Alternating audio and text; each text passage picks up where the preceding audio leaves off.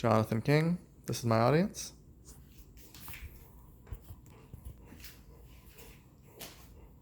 Good afternoon.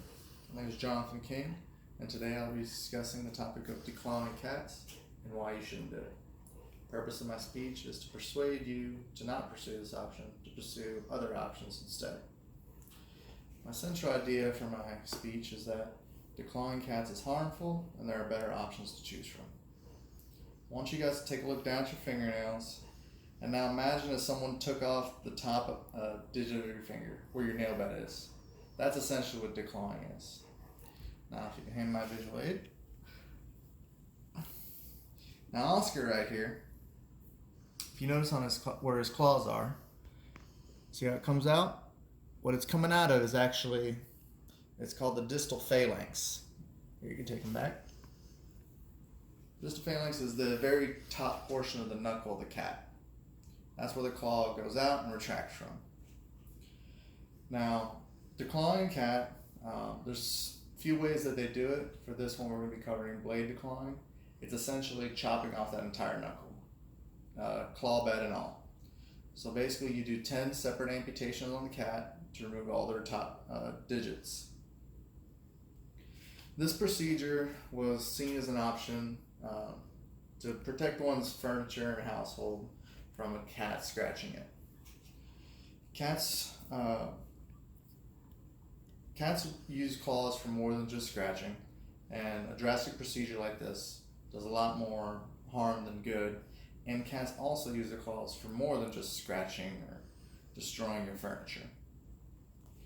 There are more humane options to use that will save both your furniture and your pet's long-term health. Now, let's cover what the procedure is and what else can be done. Declawing is a complete removal of that distal phalanx I told you about on every last toe of the cat. The claw just can't be simply removed because there's ligaments that attach the claw to the actual distal phalanx. Declawing is essentially 10 separate amputations for the cat. Now, cats' claws are used for a multitude of things. Number one is walking. As you may or may not know, when cats walk, they walk on their toes. This is different from other mammals who walk on their pads of their feet or soles. Cats actually walk on the tip of their toes. So when you actually remove the tip of the toes, you affect the way that they walk and they can move and get around their environment. Cats use their claws for climbing and balance. Without their claws, they may be unable to climb or balance well. And in extreme situations, such as escaping a predator, they may not be able to do so. Cats also use their claws to stretch.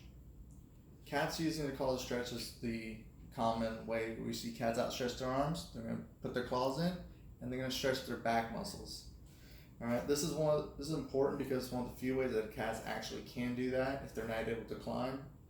So by removing this option, you're actually taking away their ability to climb and their ability to fully stretch their muscles. And claws finally keep the joints in proper alignment. Since they're walking on their toes, their bodies have grown in a way to accept a certain style of walking and how they should do it. When you remove that, they have to change that. So their feet, their paws, their joints are always going to be misaligned. This can lead to future health problems. And it's common to see in declawed cats more common instances of arthritis and other bone and joint issues. Some other options to pursue is training. Cats are not untrainable. With consistent effort and proper tools, you can train a cat to use a scratch post or scratch pad instead of clawing up your furniture. Regular nail trimming can also be done by a professional, or you can do it yourself with a pair of common nail clippers. You just hold the cat's claw out, cut the very tip of it just before it reaches that little pink part in the center, and that's it. Just a few minutes a week or every other week, and your cat will be perfectly fine and your furniture will be safe. Many reputable veterinarians do not approve of this. The American Veterinary Medicine Association, the AVMA, does not condone this procedure and speaks out against it. If you go online, any sort of Animal Welfare League, the Humane Society, and other cat outreach programs, do not do this to the pets that are under their care. They don't do this because they presume it's ethically and morally wrong to do this to your animal. So if they won't do it, why would you? Now let's review. Clawing removes the first joint in each cat's toe to use reclining, exercising movement.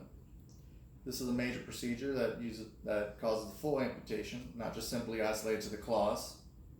Cats walk on their toes, and by removing the portion, they're not able to walk correctly or function normally. And understanding the facts surrounding this, declawing, and other valid options that can be used in lieu of this, why would you want to harm your pet? The cost, health, and ethical considerations paint declawing in a poor light. I challenge you to educate others if they're considering it, and I hope you choose what's best for you and your pet. For references, you can choose the Humane Society, the American Veterinary Association, and also Popular Science and Pet MD. Thank you. Good night.